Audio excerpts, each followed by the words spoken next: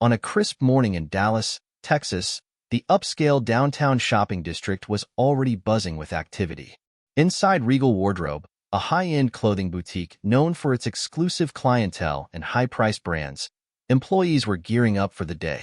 Among them was Marissa, the sales leader, known for her keen eye for detail and her ability to identify customers who fit the brand.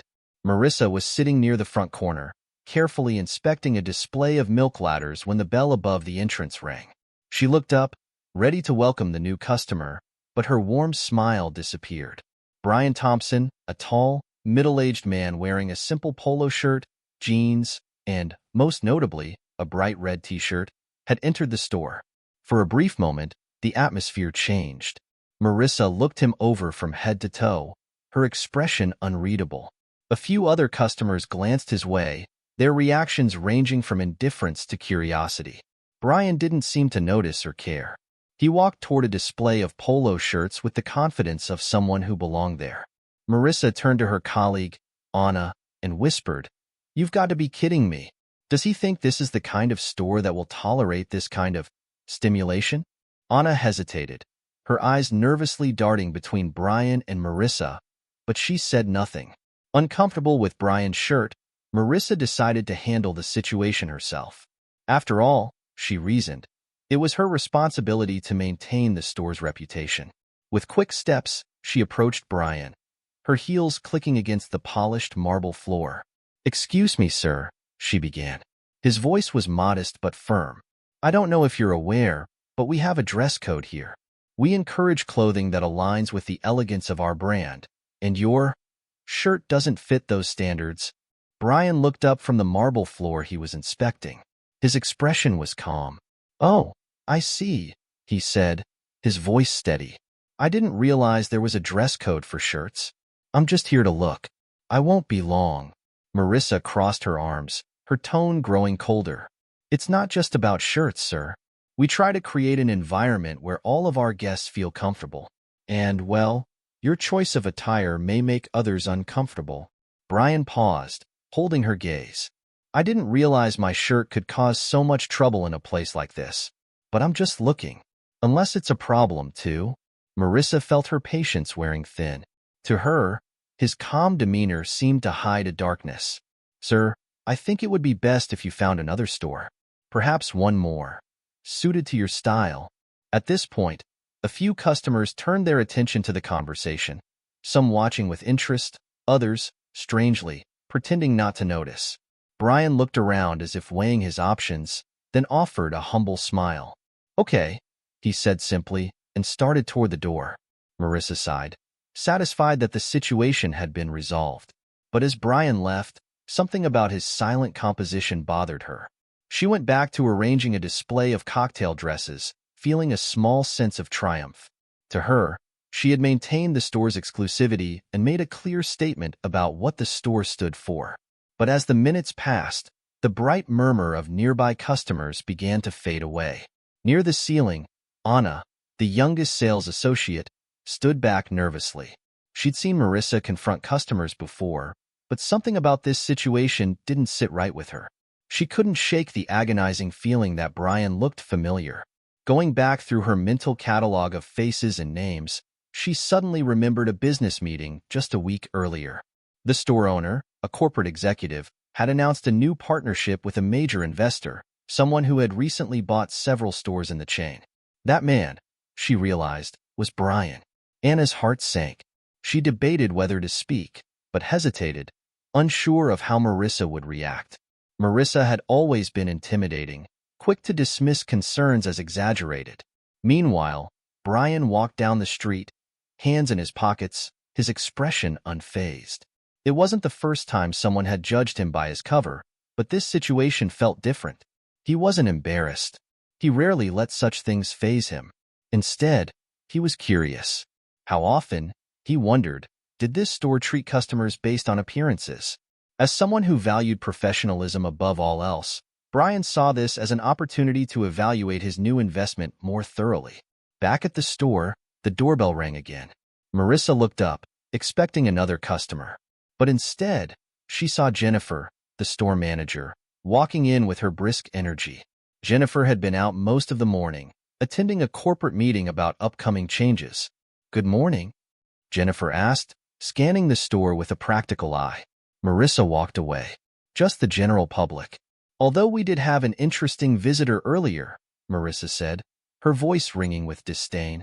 "A guy came in wearing one of those MAGA hats, and I had to ask him to leave.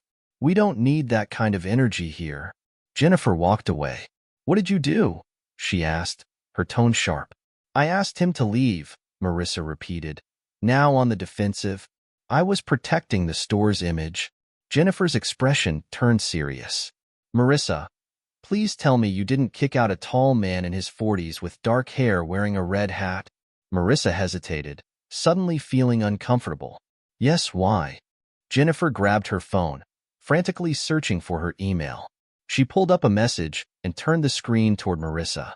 There, in large letters, was a corporate announcement about Brian Thompson, the new owner of Regal Wardrobe. "Are you telling me you just kicked out the man who owns this store?"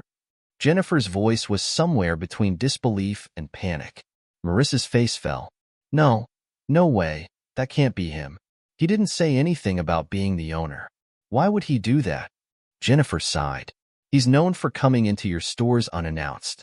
That's how he judges customer service. And now he knows exactly what kind of service we offer here." Marissa's heart began to pound. "I didn't know. He didn't seem like what?" Jennifer interrupted. "Like someone who could own this place." "Marissa, what were you thinking?" The weight of her mistake hit Marissa like a freight train. She looked around the store, her confidence shaken. The customers who were browsing now seemed to be silent witnesses to their humiliation. Even Anna, who heard the entire conversation, avoided his gaze. I didn't mean to," Marissa stuttered, but Jennifer cut her off. "It doesn't matter what you wanted. What matters is how he felt when he walked out that door." Jennifer ran her hand through her hair, visibly stressed. "If we're lucky, he'll let it go. But don't hold your breath." Marissa took a deep breath, her mind racing. She had always prided herself on her instincts, on her ability to handle any situation. But now she realized that her quick judgments could cost her more than just her pride. The afternoon at Regal Wardrobe passed with a strange tension hanging in the air. The customers browsed aimlessly, the ordinary sound of conversation fading. Marissa continued to stare at the door, a nervous knot forming in her stomach. She replayed the interaction in her mind, each moment darker and more indefensible than the last. Anna stood back near the accessories section, her fingers nervously adjusting a row of milk buttons. She couldn't take it anymore. Gathering her courage, she walked over to Jennifer, who was sitting at the desk in the workroom, and pushed herself away from her chair. "Honestly, I don't know," Jennifer said, her voice tight. "Brian's not the kind of person to make a scene, but he's also not someone who forgets things like that. If I were you, and especially Marissa, I'd prepare for anything." Anna gasped, her nerves rattled by Jennifer's response. She glanced toward the front of the store, where Marissa was adjusting the shelves as if trying to distract herself. Suddenly, the bell above the door rang again. This time, the sound rang out like an alarm bell. All the employees turned to look. Brian had returned to the store with the same expression on his face. Her red hat was still firmly on her head. Marissa stepped away. She could feel the blood draining from her face as Brian walked confidently past the racks of clothes. Jennifer walked out of the workroom, her professional smile masking the anxiety that was bubbling beneath the surface. "Mr. Thompson," Jennifer greeted him, extending her hand. "It's so good to see you again. Welcome back." Marissa's heart sank into her stomach. Mr. Thompson? Realization hit her like a wave. She not only made a mistake, but a catastrophic one. Brian shook Jennifer's hand calmly. "Thank you, Jennifer," he said. "I thought I'd stop by again. I seem to have missed something earlier." Jennifer smiled nervously, unsure of how to interpret his tone. "Well, we're glad you're here. Please let me know if there's anything I can help you with." Brian's gaze shifted, falling directly on Marissa. She felt like a deer caught in headlights. For a moment she thought about running to the workroom, but her feet wouldn't move. "You must be Marissa," Brian said. His voice was calm, but with an edge that sent chills through her. "I believe we talked before." Marissa flinched. her voice barely above a whisper. "Yes, sir. We talked." Brian nodded slowly, his expression unfazed. "Well, I think it's time we had a talk." The entire store fell silent. Even the customers sensed that something significant was happening. Jennifer stepped forward, but Brian held up a hand to stop her. "It's okay, Jennifer. I'd like to deal with this alone." Marissa felt her knees go weak as Brian moved toward a seating area near the tasting rooms. "Shall we?" he asked. His tone was polite but firm. She followed him desperately, her mind racing with excuses, apologies, anything that might soften the blow. But deep down, she knew there was no easy way out of this. The overstuffed chairs near the fitting rooms provided a contrast to the heavy silence in the air. Marissa moved to the side of the room. Her hands held her feet as if holding herself up. Next to her, Brian sat with a confidence that only increased her anxiety. He removed his hat and placed it gently on the ice table between them, his expression calm but commanding. "So, Marissa," Brian began. His voice was calm but deliberate. "Why don't you tell me what happened earlier?" Marissa opened her mouth, but no words came out. The confidence she had in herself before was now nowhere to be found. She choked out, I didn't know. I didn't realize who you were." Brian held up his hand, stopping her mid-sentence. "Let's forget for a moment that I own this store," he said. "Let's talk about me as a customer. What was it about me that made you decide I didn't belong here?" Marissa flinched, the question hitting harder than she expected. "It wasn't personal," she said, her voice shaking. I thought the hat might offend other customers." Brian leaned back in his chair, studying her. "And did anyone actually complain? Or was that your assumption?" She hesitated, her face flushing with embarrassment. "It was my assumption," she admitted quietly. Brian nodded, letting the silence hang for a moment before speaking again.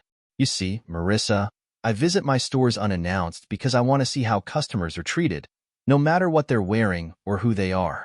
Today, I learned something important about how this store operates." Marissa felt the sting of his words, but she said nothing. His mind raced with ways to repair the damage, but Brian wasn't done. "Here's the thing," he continued. "This isn't just about me or my appearance. It's about how quick you were to judge. You made a decision about who I was without knowing anything about me. And while I appreciate your concern for the store's image, professionalism means treating every customer with respect, even if they don't look like your typical customer." Marissa's throat tightened, but she managed a small nod. "You're right," she said. "I made a mistake." Brian leaned back, his tone softening a little. "Mistakes happen, Marissa. What matters is how you deal with them from now on. This store represents more than just high-quality fashion. It's about inclusivity, professionalism, and treating people with dignity.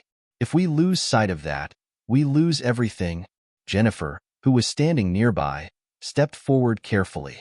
"Mr. Thompson, I want to assure you, this is not representative of how we normally operate.